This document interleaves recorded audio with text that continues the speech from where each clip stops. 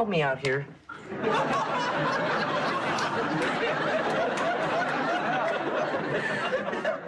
I mean, what would you do? Pressure mounting from all sides, your entire future, your career hangs in the balance.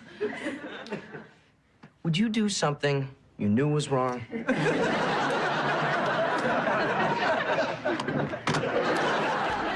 That is a young Michael J. Fox as Alex P. Keaton on the hit series Family Ties, which aired on NBC for 7 seasons from 1982 to 1989.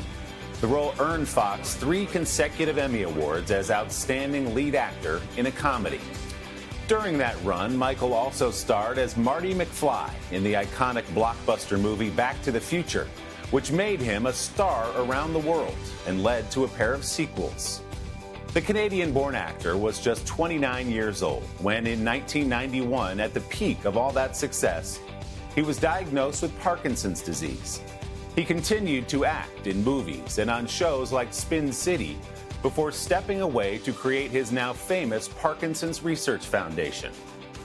Michael has written a new book called No Time Like the Future, in which he reveals his recent breaking point in a 30-year public fight against the disease. Michael and I got together in the grand suite of the Mark Hotel in New York for a socially distant Sunday Sitdown.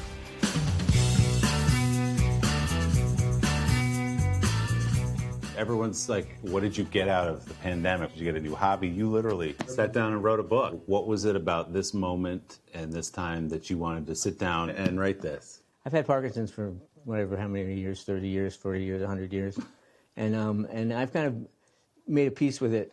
And then I had this thing happen where they found a tumor on my spine. So I had to have surgery on that, and that was to prevent being paralyzed. But coming out of the surgery, I had to learn to walk again. And I did that. For the 3 decades since he was diagnosed with Parkinson's disease, Michael J. Fox has projected hope and optimism. In 2018, he nearly lost both. 4 months after that risky spinal surgery, Fox was at home alone when he fell and shattered his arm. I was underneath the phone against the kitchen wall on the kitchen floor, alone with a broken arm, waiting for the ambulance to show up. I couldn't believe the amount of fury I had toward myself for being so careless to do this and to let down my surgeons because I'd been so stubborn about being independent. My family had been so patient during all this. And then I started to think about, like, I couldn't put a shiny face on it. I couldn't make lemonade out of this. I mean, in fact, I was out of the lemonade business. I just kind of felt more sorry for myself, and I'd never done that before, and I questioned my optimism. For people watching who don't know, my father has Parkinson's. I think people watch you publicly and they go, wow, he is optimistic all the time. And me, as somebody who's watched it on the other side, I go, oh no, like every day is a battle. How did you climb out of that? How did you get back in the lemonade business? I just looked to my family, and I looked to my friends, and I looked to my dog, and I looked to my doctors. And I went on this TV binge, 50s and 60s Westerns.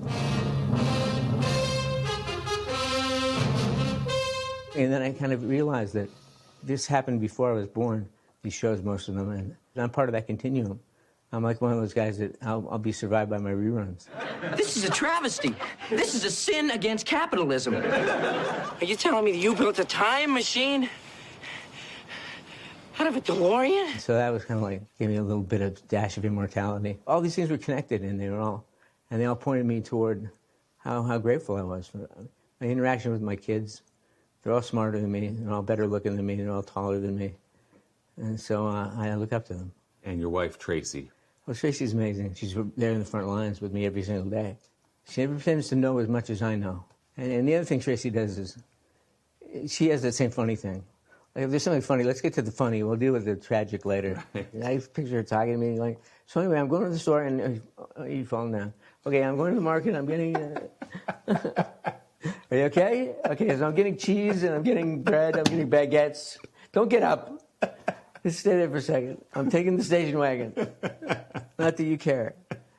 I think most people know the story that you guys met on Family Ties. Hi, Alex P. Keaton, sophomore hospitality committee.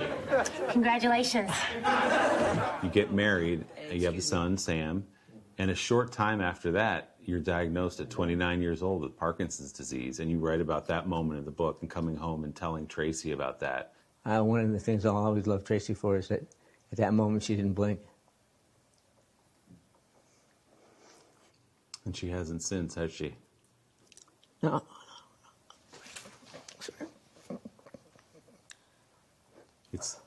It's not the kind of thing, I know, Mike. It's not the kind, I know. I know, it's just funny. No, I know, but it's not the kind of thing you can do without a partner, is it? No, it's really great to have a partner.